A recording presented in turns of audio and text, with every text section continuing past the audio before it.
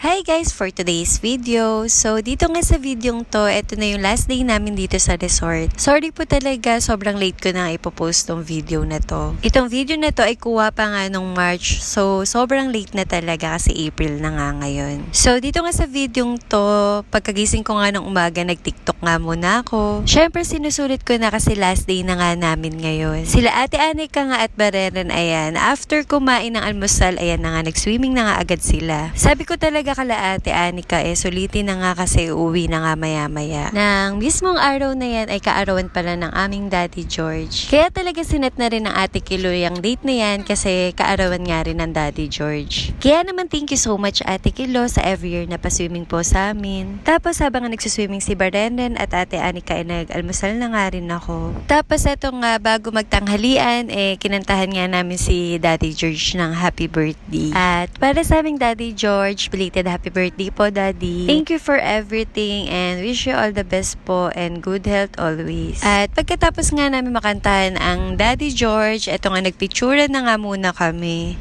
Ka-video call nga ang Kuya Vanny dyan, kaya picture-picture talaga para kompleto. Kasi nga, 12 noon aalis na nga, magagayak na nga para makauwi na nga sa bahay. At syempre bago bumiyahe, kumain nga muna kami dito, simpleng handaan din para sa birthday ng Daddy. Tapos bago nga tuluyang umuwi, kasi ready na nga kami dyan, pinicturean mo na nga kami ng staff dyan ng resort para nga din may post sila sa Facebook page nila. At feeling ko pag pauwi talaga dito mo mararamdaman yung pagod. Ewan ko ba kung bakit nga ganun tayo madalas pag papunta excited hindi makaramdam ng pagod sa biyahe. Pero pag pauwi na dun mo mararamdaman yung pagod. Fast forward nga, natapos na nga tong laban na to at ngayon ko lang tong pinost tong video na to. Super duper late na pero ipopost ko pa rin.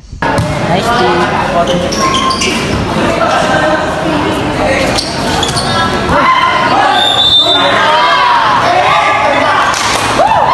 Nice. Alam nyo ba ang saya manood ng gantong laro? Dito mo kasi mararamdaman yung pagkakaba, pagkasaya kapag nananalo nga sila. Support ko tong team na to kasi ito nga yung team ng Kapitana, ang galing at ganda. Kaya naman every time na may laro nga sila at may time nga ako nanonood talaga ako ng laro nila. At dito sa game na to, nanalo nga sila. At masaya ako, pasok sila sa semi. At ilang araw nga lang nang nakalipas, ito nga laro na naman nga nila. So waiting nga kami ng ibang player dyan para pumunta na nga kami sa venue. Nakakalungkot nga lang nung mga araw na yan kasi kung kailan kailangan ng player hindi nga sila kompleto.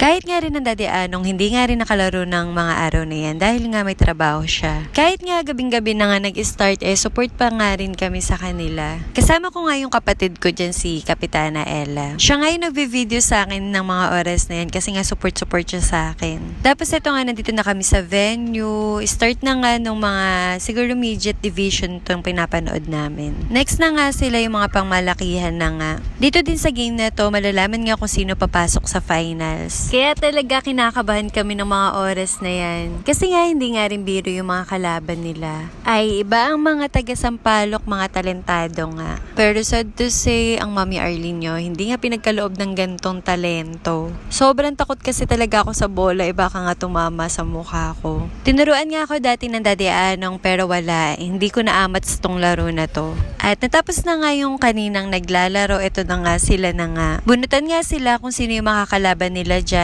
At ang mga nanalo ay yung papasok sa finals, sa championship. Nakakakaba nga lang ng mga araw na yan kasi ang nabunot nga nila yung malapit pa nga sa kanila. Malapit sa kanila yung team na yan kaya talaga kinakabahan talaga ang lahat. Pero kahit ano pa man, kung sino man mabunot nila lahat naman sila magagaling talaga. Naghintay pa nga kami dyan kasi hindi sila yung first game. Tapos fast forward nga, natapos na yung first game, ayan na nga sila na nga yung maglalaro. Ayan, dalawang chairman nga ang maglalaban kasi sila yung may hawak ng team na yan. Tapos fast forward nga tayo guys, di ko na nakuhaan yung laro kasi kahit ako kinakabahan. And sad to say guys, sa laro nilang yan, natalo nga sila. Pero we all know naman, they did everything para makarating sa game na yan.